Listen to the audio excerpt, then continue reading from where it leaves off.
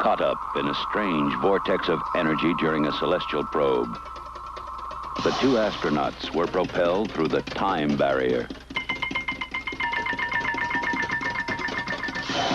They landed 2,000 years after their takeoff on a strange continent that had once been known as Earth.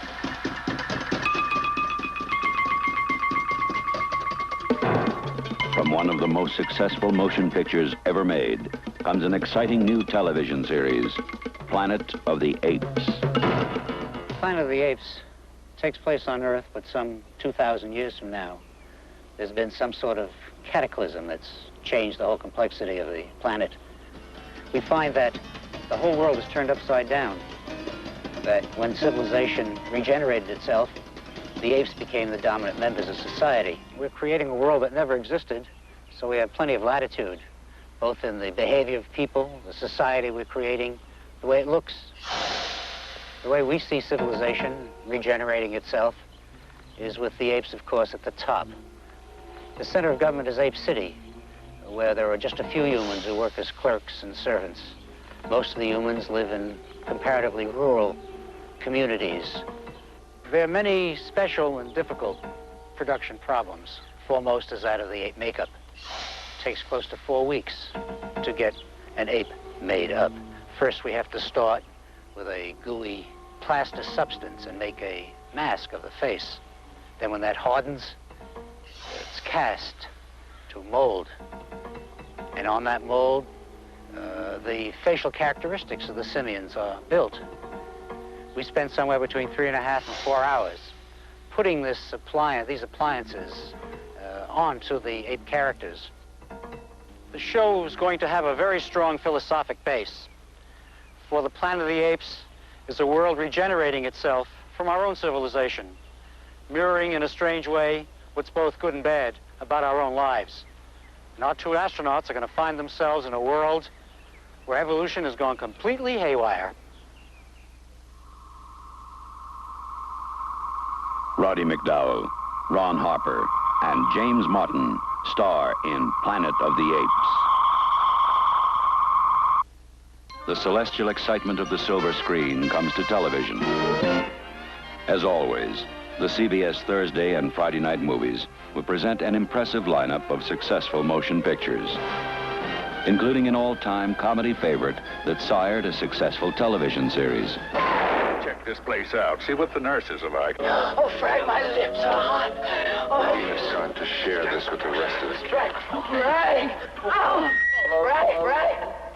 Frank! Wait a second. Don't you use olives?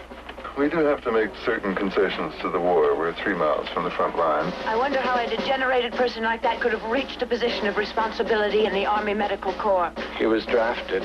Donald Sutherland and Elliot Gould in a bizarre, funny, mobile Army surgical hospital, MASH. This isn't a hospital! It's an insane asylum! KNXT, Los Angeles. A star was born. For 18 years in a row, the people liked it best. Once again this fall, it will shine into millions of homes. Once again, you'll see the best CBS. And once again, all of your favorites will be back. A Ted Baxter exclusive starring Ted Baxter. Ladies and gentlemen, hello, and welcome to a Ted Baxter exclusive. Now, today I'm proud and privileged to have the rare pleasure of playing host to all of the stars of returning CBS shows. Come on, Silver Tongue, let's go. I'll be conducting in-depth interviews and asking the kinds of questions that America has come to expect from this reporter. Let's say hello to the stars. Hi, y'all out there in TV land. Hello, Mother. This is Dr. Gannon. I'm Barnaby Jones. I am Jane's kid named Lock in the cellar! It's a pleasure to have you all here. Is everybody comfortable? I'm gonna go make some coffee. It's a good idea, Bob. We all have our own personal heroes. Perhaps it'd be interesting to find out who the stars look up to. Doris Day. Nixon. Jimmy Brown Shaft. And broads. I used to dream about marrying Errol Flynn. I hate men! I hate all men! I hate every man who was ever born into this rotten, stinking world! Carol hates me. Everybody really loves you. I know. Of course, you all know who I look up to. My closest and dearest friend and colleague, Walter Cronkite. Oh, right now I'd like to show you some movies that I took at a glamorous Hollywood party, given in my honor the last time I was on the coast. Would you roll the film, boys? Look who's here. Sweetheart. Darling. Right on time, just like always. You've been drinking. Well, how did he get a hold of it? Right now, I couldn't care less. I'll tell you one thing, I never knew anybody called Mike looks as good as you do. That's the way to do it. Skip the ceremony, get right to the essentials. Oh, look at that. Let's drink to it. Champagne tickles my nose. Why don't you give me a beer? Be careful with that hot coffee. You almost burned your bra. And now it's time for you out there to ask some questions. My first letter is from Mrs. E.W. of Marysville. Dear Ted, you're so handsome. Why don't you have your own series? She's just a woman who's worried to death about something she can't understand. That's exactly what I'm getting at. And here's one from the 5th grade class at the Millard Fillmore Elementary School in Pawtucket, Rhode Island. We want to know what advice you would give to someone who wants to get into show business. You ought to be on a food-free diet. You know what my father always used to say? If you're making time in the hallway, don't lean up against no doorbell. You've been seeing too many movies. Sound advice, John boy. And now for my last letter. Mr. Ted B. of Minneapolis writes, who is your favorite TV anchorman? You're kidding. Seriously, though, you guys, this is really a serious question that I think everyone should answer. I don't want any part of it. My lips, I'll see you. Forget it. Sorry. No, thanks. You jiving. Well, I hope you enjoyed this in-depth interview. It's time to say goodnight. Good morning. Good afternoon. Let's go, Betty. Bye. Okay, gentlemen, let's get on it. Good night, Fatso. Till next time, this is Ted B. in Minneapolis saying, next fall, see the best. CBS. Got to agree with that. How'd you think it went, Mayor? How'd you think it went, Mayor? How did you think it went? Dynamite! Police Chief Tom Gray of Cotati, California is like many law officers, except for the fact that he's 6'4", weighs 260, and drives a Mazda patrol car. We have 51,000 miles on the car now, and in comparison with our previous police cars, we've saved over $2,000 in maintenance and fuel. We were looking for a car that could give us performance and economy, and came up with the Mazda. In the Sizzler, you'll find a special steak called the Sizzler, our own carefully selected cut. Don't miss the only steak we give our name to. All your dreams come true when the new Shipstads & Johnson Ice Follies. Only Southland appearance at the Fabulous Forum now through Sunday, September 15th. Good seats at the box office as late as showtime. Minute Maid orange juice, a 6-ounce can, value priced for just 25 cents at Vaughn's. This season, there'll be bright new stars in the evening sky.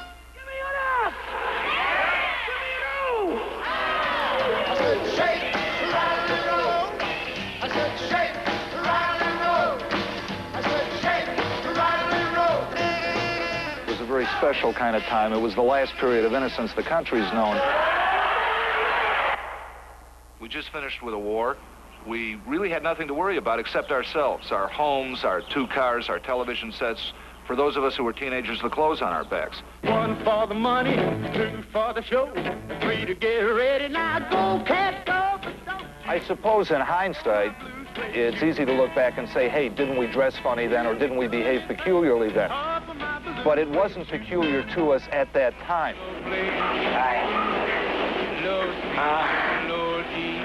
Can you dance? I do great dips. What we're going to be concentrating on are the people in the show.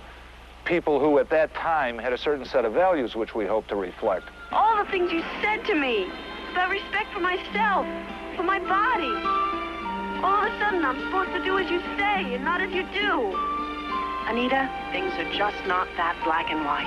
You raised me in black and white.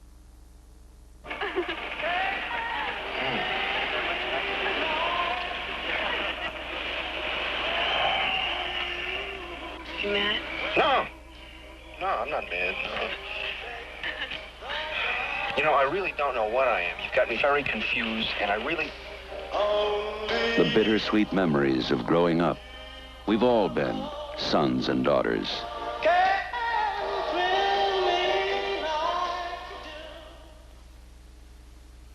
Who is Paul Sand?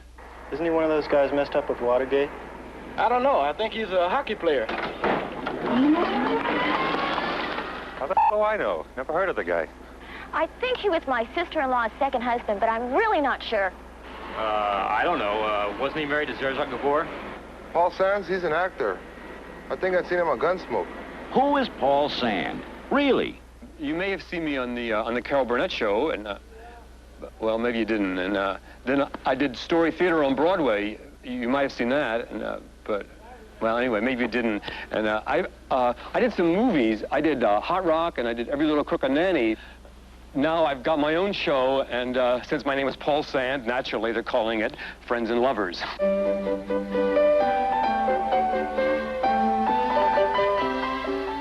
get on! No, stop it! What am I supposed to say to a girl I haven't talked to in 3 years? Can I come over? Look at all this beautiful furniture. Any of this stuff yours? No.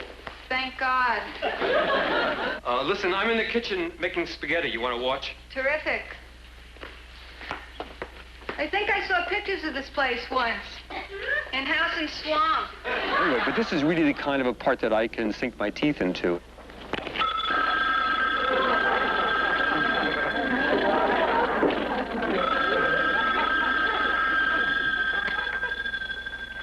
Hello? The character I play in the show is a witty, urbane fellow who plays the bass violin with the Boston Symphony Orchestra. I feel terrific, really confident, because, Charlie, tomorrow I am going to get the job that I have wanted all my life. That's great. I love that confidence. How many guys are up against you? 3, 4, 50? Paul Sand. Paul who? This fall, everyone will know. Paul Sand in Friends and Lovers. Justice declared war on public enemies. Outlaws like Dillinger falling before the guns of G-men.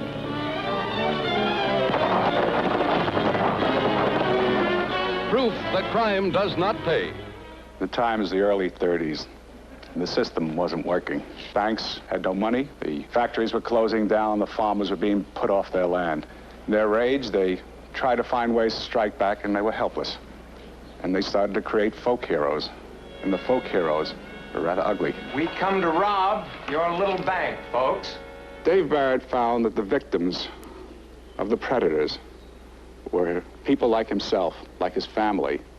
In the end, they were the ones who died. In the end, they were the ones who paid the price. What was it, Barrett?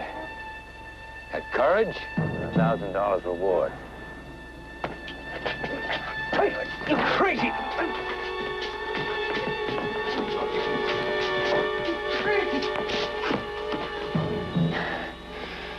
Her name was Susan. She was mother of 2 kids. She's dead.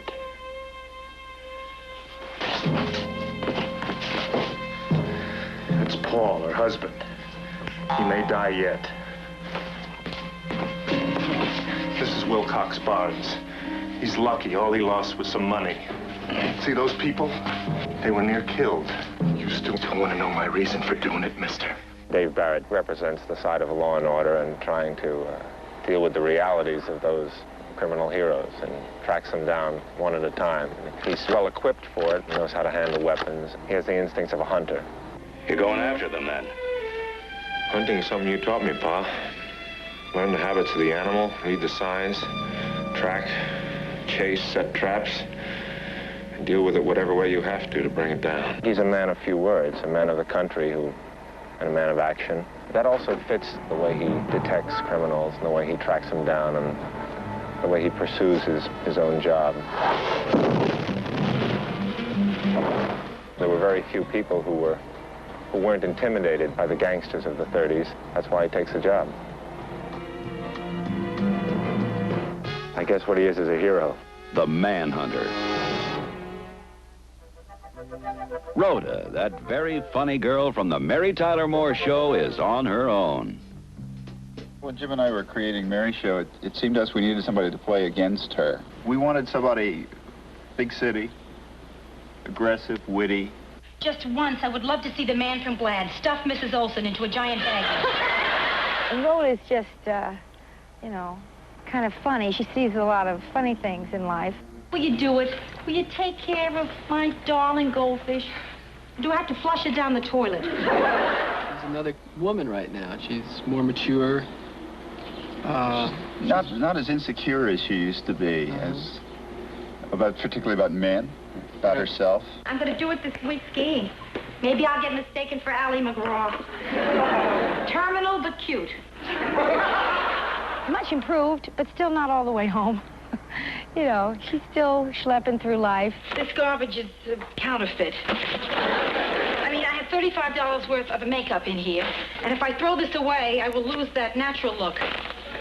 Rhoda is going back to her origins, a totally new person, and that's going to be kind of interesting. Mary, you know, something's just occurring to me. Tomorrow morning, I will be leaving Minneapolis, which, strange as it sounds, is my home, where my friends are. To go to New York, where my friends aren't. Where the only two people I know anymore are my parents, which is another story entirely. She's going to meet that man, you know, who she has been looking for sort of off and on for the 4 years of Mary's show. Mr. and Mrs. Martin Morgenstern are relieved to announce their eldest living daughter, Rhoda Fay. Valerie Harper stars as Rhoda.